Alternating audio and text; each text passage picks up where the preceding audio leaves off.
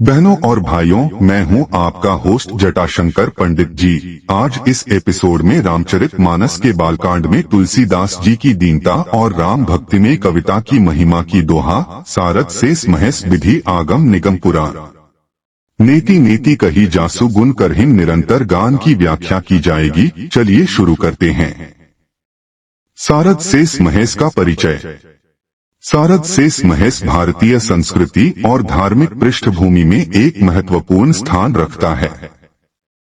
यह धार्मिक तत्व न केवल पौराणिक संदर्भों में महत्वपूर्ण है, बल्कि विद्या, पूजा और तंत्र में भी गहराई से समाहित है। सारद शेष महेश की उत्पत्ति मुख्यतः अद्वितीयता और परंपरा के साथ जुड़ी हुई है, जो इसे अन्य धार्मिक विविधताओं से अलग बनाती है।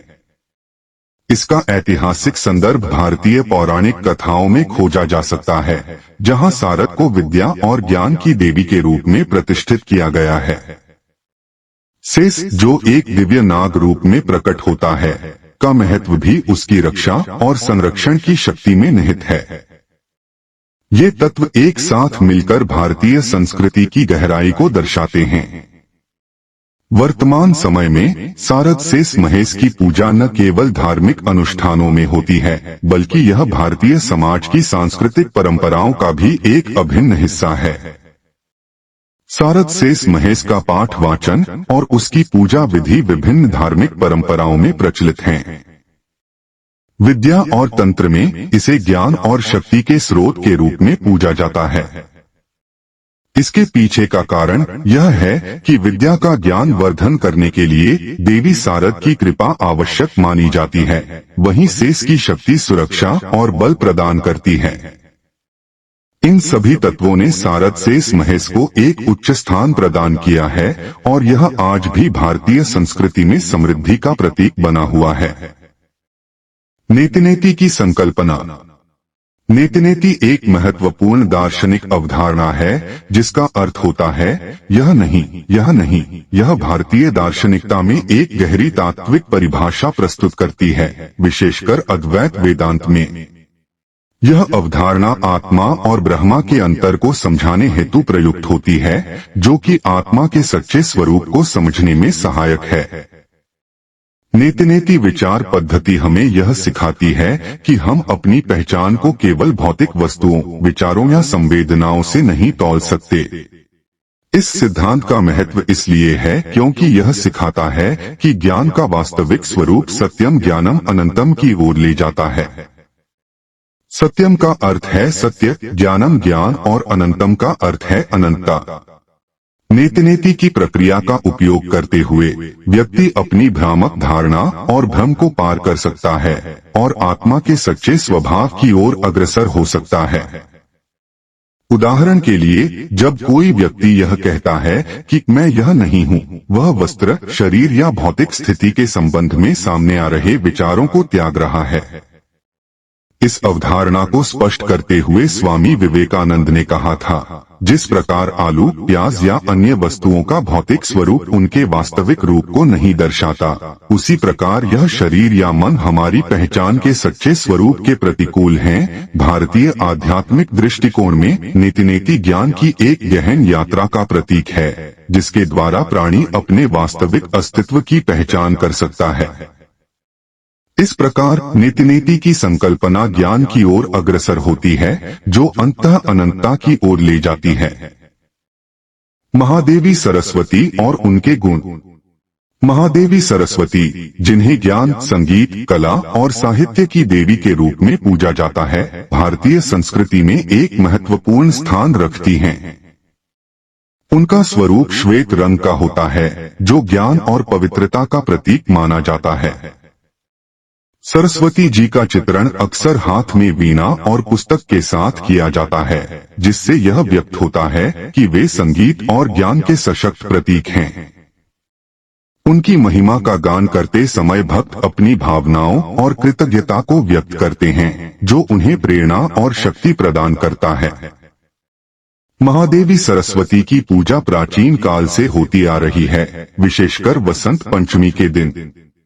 इस अवसर पर भक्त विशेष रूप से उनके गुणों की स्तुति करते हैं और ज्ञान की प्राप्ति हेतु उनसे प्रार्थना करते हैं।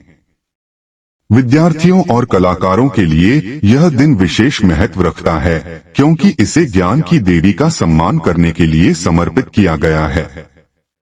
सरस्वती जी के गुणों में मुख्यतः ज्ञान का प्रकाश, संगीत की मधुरता और कला की उत्कृष्टता शामिल हैं। भक्तजन इन गुणों का आदान प्रदान करने हेतु विशेष मंत्रों का जाप करते हैं। साहित्य और कला के क्षेत्र में सरस्वती जी का योगदान अद्वितीय है। उनके प्रति विशेष स्नेह और श्रद्धा व्यक्त करने के लिए काव्य रचनाएं और बांसुरी के मधुर सुरों का उपयोग किया जाता है। संगीतकार और कलाकार जब सरस्वती जी का गुणगान करते हैं तो यह अनुभूति होती है कि कला और ज्ञान के संगम के माध्यम से वे अपने जीवन को सार्थक बना रहे हैं। इस प्रकार महादेवी सरस्वती के गुणों का यशोगान और उनकी पूजा समाज में प्रेरणा का स्रोत बनते हैं, जो प्रत्येक व्यक्ति के जीवन में ज्ञान और साधना की ओर अग्रसरित करता है। पुराणों में विस्तार, बृहत तत्व और विधि। भारत के प्राचीन साहित्य में पुराणों का विशेष महत्व है, जो न केवल धार्मिक ग्रंथ हैं, बल्कि समाज की सांस्कृतिक धरोहर को भी समेटे हुए हैं। इन पुराणों में ब्रह्मांड, पृथ्वी, मानवता और जीवन के विभिन्न पहलुओं को समझाने के लिए अनगिनत कथाएं समाहित हैं। पुराणों का अध्ययन हमें एक समग्र दृष्टिकोण प्रदान करता है, जिससे यह स्पष्ट होता है कि कैसे बृहत तत्व को व्यवस्थित किया गया। बृहत तत्व या व्यापक तत्व उन सिद्धांतों का संग्रह है जिन्हें पुराणों में विभिन्न रूपों में प्रस्तुत किया गया है। पुराणों में गूढ़ता और गहराई का संचार होता है, जिससे इनकी कथाएं और संदेश संज्ञानात्मक स्तर पर भी महत्वपूर्ण बन जाते हैं।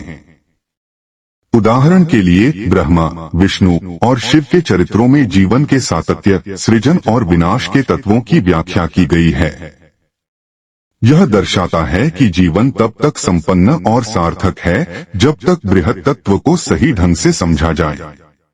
विधि, जो धार्मिक और सामाजिक नियमों का समूह है, की गतिविधियां भी पुराणों में विस्तृत रूप से वर्णित हैं। ये विधान न केवल आध्यात्मिक जीवन के लिए महत्वपूर्ण हैं, बल्कि सामाजिक व्यवस्था का भी आधार बनाते हैं। सदियों से इन नियमों ने लोगों के जीवन में अनुशासन और दिशा दी है, जिसका उल्लेख विभिन्न पुराणों में मिलता है। विधि की यह व्याख्या समाज के नैतिक मूल्यों को विकसित करने में सहायक रही है और इसके द्वारा सदियों से चली आ रही परंपराओं को संरक्षित किया गया है। इस प्रकार पुराणों का गहन अध्ययन बृहत तत्व और विधि दोनों को स्पष्ट करता है और यह दर्शाता है कि कैसे ये तत्व हमारी संस्कृति और धर्म में महत्वपूर्ण स्थान रखते हैं। इस विद्या में आमूलचूल बदलावों को देखते हुए भारतीय समाज के विभिन्न पहलुओं का अर्थ स्पष्ट हो जाता है, जो हमें ज्ञान और समझ के नए आयामों की ओर ले जाता है। आज का एपिसोड यहीं समाप्त करते हैं। अगले एपिसोड में अगली व्याख्या के साथ उपस्थित होंगे। यदि यह व्याख्या आपके हृदय को कहीं स्पर्श कर जाए तो आभार रूप में आप इसे शेयर और लाइक करना बिल्कुल भी न भूलें। इस भगवत कार्य को जन जन तक पहुंचाने में हमारा सहयोग करें। धन्यवाद। इसी आशा के साथ आपसे विदा लेता हूं। जय जय सीताराम।